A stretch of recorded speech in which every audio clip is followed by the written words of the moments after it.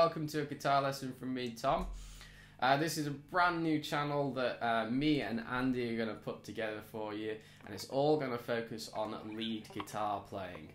And we'll have songs here, we'll have different techniques that you can use, and generally just a place to be if you want to play lead guitar. So let's get straight down to this video.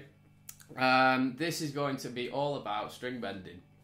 So first of all, we're going to talk about the different types of string bendings that you can do, and that will feature in this video.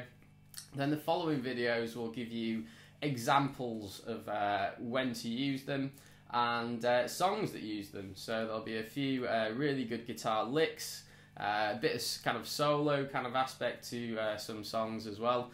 So it'll give you a great insight to string bending. So if you like this following lesson, please do subscribe. You can just click the button below, and then you can get up to date with all the videos that me and Andy release from this channel. So let's get straight to it. So first of all, what is string bending? So string bending is basically where we take one note and we're physically bending that string up until we can hear a different note.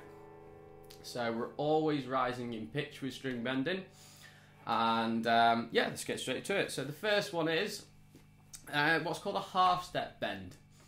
So I'll explain what half step is in a second, but what we're going to do is going to start on the D, which is the 7th fret of the G string. So that's a D note there. Now I'm going to use my ring finger for this D here, and the reason is because I'm going to put these two fingers, so my middle finger and my index finger, just behind that. So I'm actually going to put them on the string. This is because it'll give me more strength and a bit more stability when I go to bend the string. Some of you might be comfortable with just two fingers, so just one behind, for example, middle finger. Some people even might just do the one. But I recommend definitely using two for now. So let's get to it. So half step bend. What's a half step? So if we're playing the 7th fret here, a half step would just be simply 1 fret above. So the 8th fret.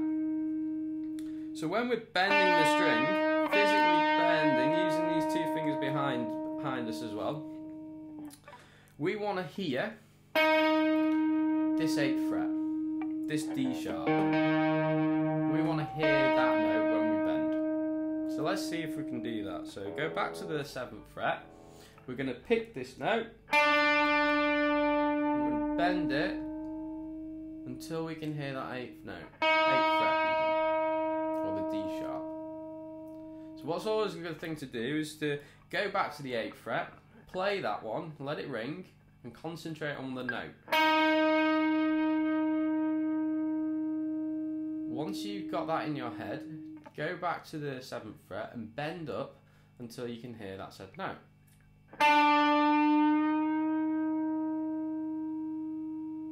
Spot on. So that's what's called a half step.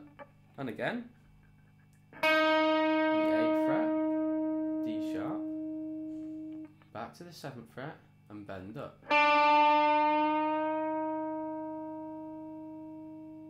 Now if you notice, I'm going really, really slow, just so that when I finally reach the note, I definitely know that that's the case, because I can hear it going up through the tones in between. Okay, so that's half step. So that's one in the bank already. Now let's do a full step one. So instead of going bending the 7th fret and wanting to hear the 8th fret, which is the half step, we're going to want to do a whole step, which is bending the 7th fret and then hearing the 9th fret, which is an E. So again, we're going to do it exactly the same way. So start with playing the 9th fret of that G string, which is the E note. Once you've got that in your head, go back to the 7th fret and bend up slowly until you can hear that note.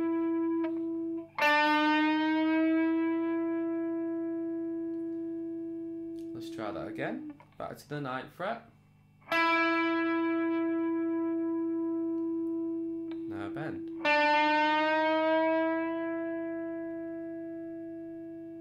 Excellent. One more time. 9th fret. That's that E.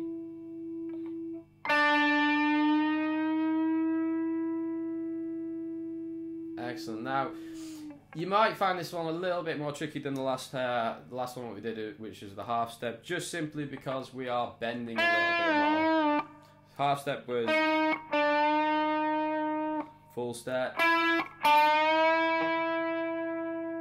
It's just bending a little bit more. Then again, if you are one that felt comfortable with just 2 fingers used for bending the string on the half step, you might find that is a bit tricky with the full step, and you might want to put that index finger behind there as well, just so you can get that bend really accurate, and the note still sounding out throughout the bend.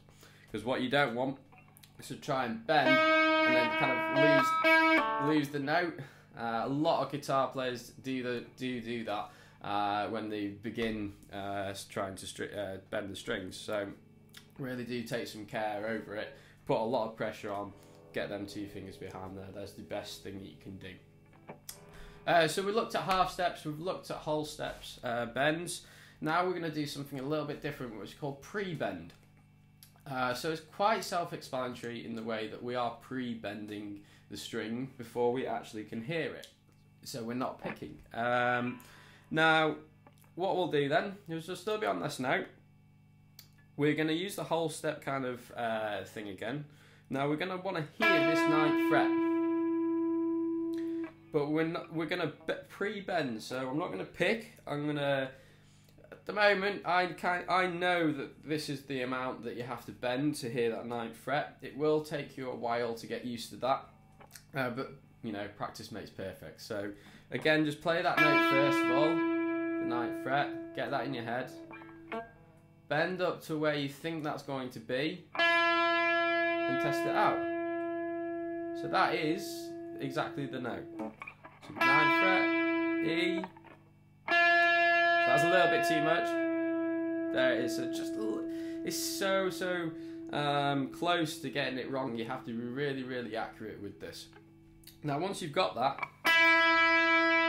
you want to pick it and then bring the string back down to the original note. So therefore pre-bending. So we'll do that again. So I'm not picking, I've pre-bent this hand here. Pick the string and then bring it down. So and again.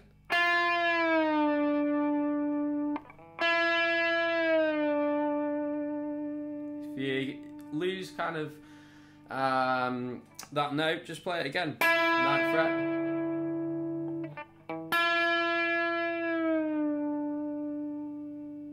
So again, this is a little bit more harder. It gets harder with every one that we've done. If you can't master this one, go back to the full tone bend, because you really need to get really accurate with this one, well, with that one, sorry, before you kind of go on to pre-bending. So as I explained at the start of this lesson, there is going to be some following videos that contains songs and examples of when to use kind of string bending. So I hope you enjoyed this one. If you wanted to see them videos, click just right there and they'll be coming up for you. Thanks again guys, bye bye.